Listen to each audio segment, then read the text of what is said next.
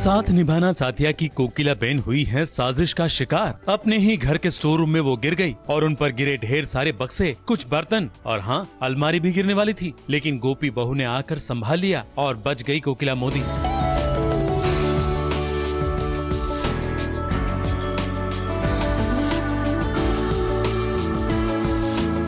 वैसे उनके पैर में जरूर चोट आई है, वो लंगड़ाने भी लग गई हैं, लेकिन हाँ, आवाज अभी भी उनकी वैसी ही है। थोड़ी ही देर में जब ज्ञान देने की बारी आई, किसी को धमकाने की बारी आई, तो एक बार फिर गरजने लगी Kokilaben.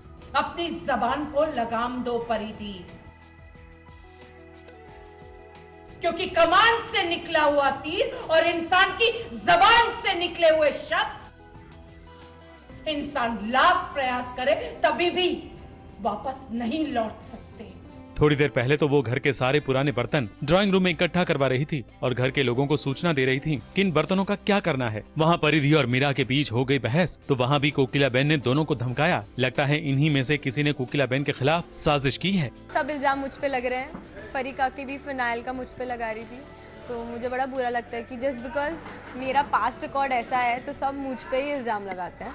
But I don't like it. I hope people get to know कि किसने क्या किया।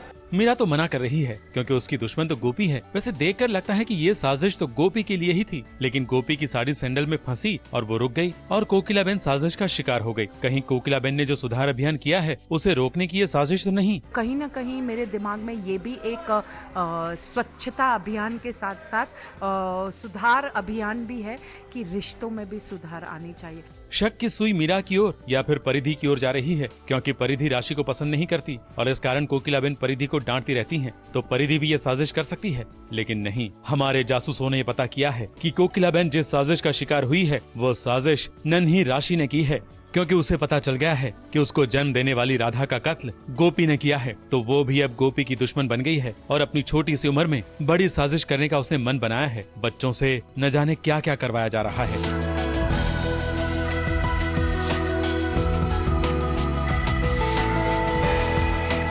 मुंबई से स्नेहा शर्मा के साथ एबीपी न्यूज रिपोर्ट।